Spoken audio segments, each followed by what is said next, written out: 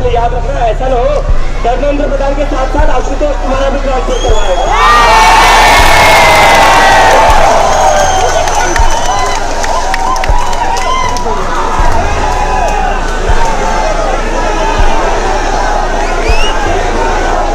भाई आगे की अभी हम जब तक आशुतोष की मीटिंग जेपी नड्डा के साथ खत्म नहीं होती हम यही बैठेंगे, ठीक है?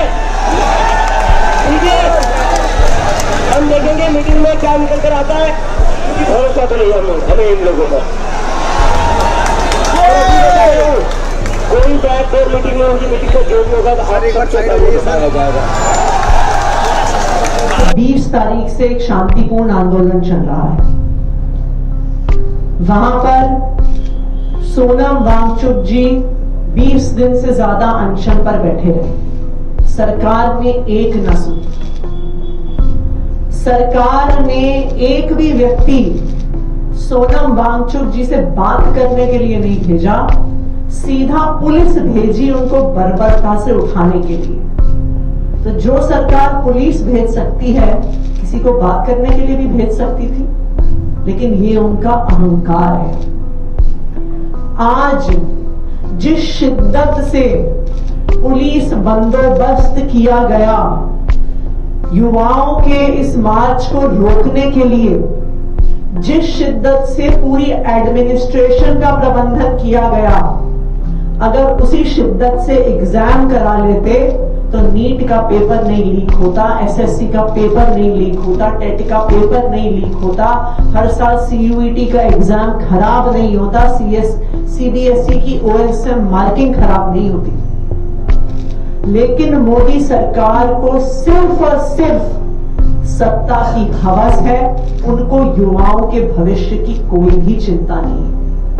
आज जिस बर्बरता से युवाओं पर लाठियां चलाई गई, टीयर गैस के गोले चलाए गए, वो क्या मांग रहे हैं? वो ऐसी क्या डिमांड रख रहे हैं? वो बस इतना कह रहे हैं कि हमारे देश में पेपर नहीं लीक होना चाहिए।